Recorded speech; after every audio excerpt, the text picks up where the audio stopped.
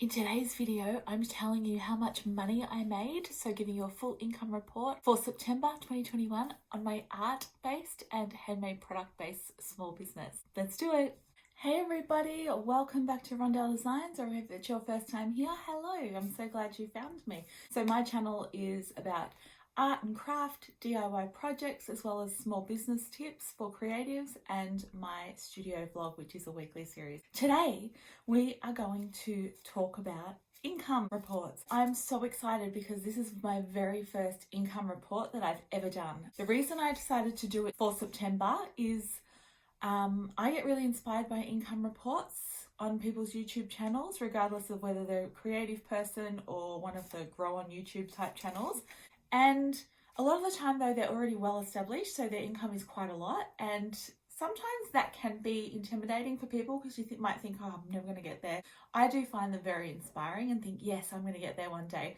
But I thought I'll start mine when it's still quite low, not where I'd actually like it to be, and I'll go through each category shortly. But September was strange. We're still in lockdown in Melbourne for COVID restrictions, so it's a very strange month, but I thought perfect time to start, and also it's a good way for me to track my progress over the months and the years to come. So I'm doing it for me as well as you. I hope it helps you in some way, whether that be you realizing you're actually doing better than you thought, or you can improve in various ways. So let's get started. I'm going to go from lowest to highest. So to start with, I've got $7 from my Etsy printable shop. So I have two Etsy shops. One of them is just my physical products. The other one is called Rondell Printables, and that is just printable, downloadable art prints, stationery. I haven't got a lot of different options on there at the moment, except mainly just got art prints on there at the moment.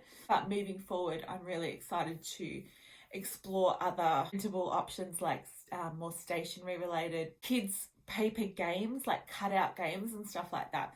It's a category of income that I have been saying for years I want to focus on and grow, because once you upload your digital file and upload that listing, you don't have to do anything else. When people buy it, they automatically get access to it. So it's really almost like passive income, and I've been saying for years I want to focus on this area of my business, and yet I continue not to. So I've just started really getting more serious about that in the last couple of months. Obviously it's going to take time for that category to grow.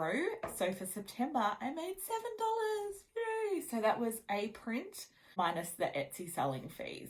Next category is freelance art and illustration. This is a funny category for me. When I first came out of art school, it was the category I thought I would be focusing on the most. And after working with a few companies, I realized I actually didn't love it. So I actually don't do a lot of freelance work. However, moving forward, I would like to explore more murals and community art projects in this category, rather than working one-on-one with brands. However, this one was just a little illustration design for a local business, and she really already liked my style of artwork. So she literally was like, I kind of want something like this that you've already done in this color scheme and stuff. So it was quite fun. I still found it challenging to sit down and work on the project because it was a freelance project. I think I've said in a previous video, as soon as I'm doing artwork for other people rather than myself, I just kind of get like rebellious in my brain, like, no, you don't have to do this, you can do what you want.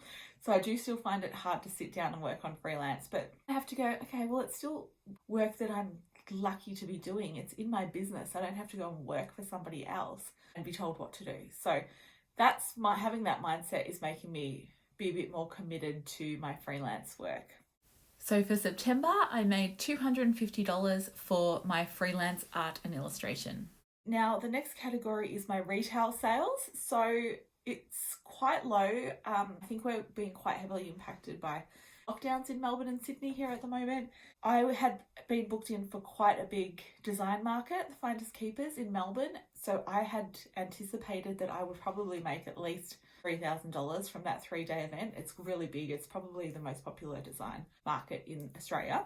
That obviously got cancelled because the restrictions were under. So I just had to rely on my online sales, which have been slow. This time last year, they were better. People were really supporting local businesses. This year, In Australia, I feel like people are a lot more wary of spending their money. I'm not sure. Anyway, my retail sales for September were $559. My next category is wholesale. So wholesale is probably my biggest income stream. Obviously not the most profitable because the profit margins aren't huge in wholesale.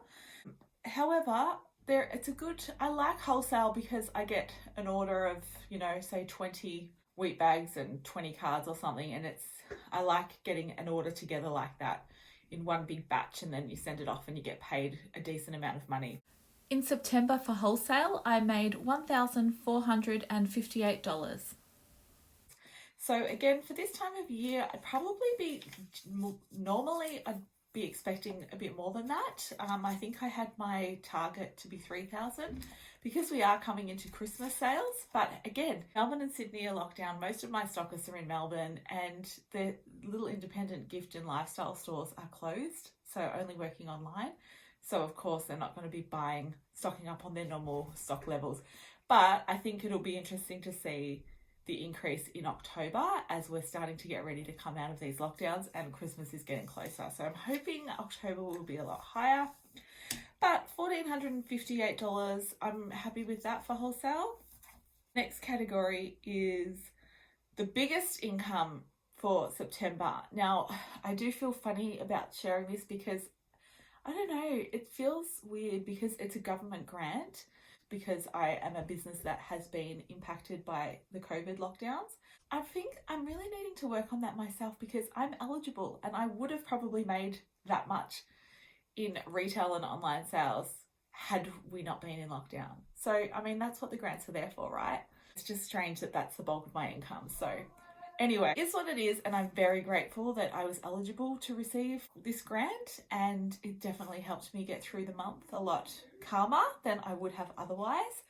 So the grant payment was $5,600. Okay, so that brings me to a total for September sales, or income I should say, because the grant really isn't sales, is it? $7,874 in total. Now remember, that does not include any expenses. So when running a business, obviously you have your income, but it's not all play money to do whatever you want. You've got to pay for materials, taxes, general day-to-day office expenses like your phone, your internet, electricity, all that sort of stuff. So yeah, that's not all profit. I'm just going to start, maybe down the track sometime I might include expenses and show you like the end profit, but I'm not ready to do that. That's way more involved. So that's just my income. So my income for September was $7,874. My goal for October will be to get to 10,000. As we're getting close to Christmas, it really should be getting to 10,000.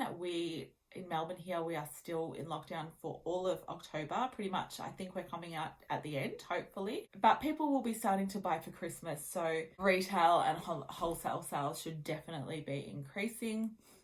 I won't be doing any in-person events, so normally I would have an open studio once a month, as well as maybe doing a market or some kind of event.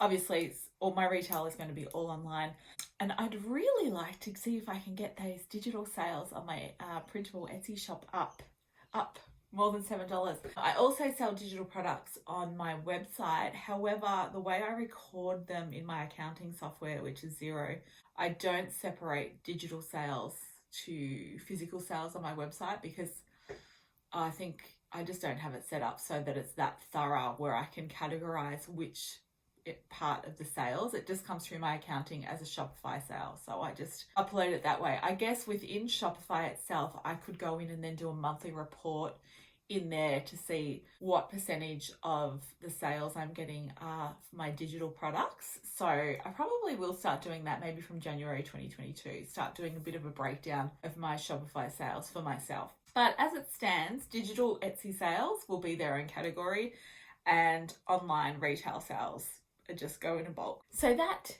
is my income report for September 2021. I hope this video gave you something. I don't know. Leave a comment down below if you've got any questions or comments. If you did find it valuable, I'd love for you to like and subscribe to my channel so you can see when my next video gets uploaded. And I hope you have an amazing day if you are growing your own creative business. Well done. It's such a journey. And I would also highly recommend you checking out my playlist, which is From Hobby to Business in 30 Days. That's a great way to really get those first stages of business set up properly. So yeah, thanks for watching and have an amazing day.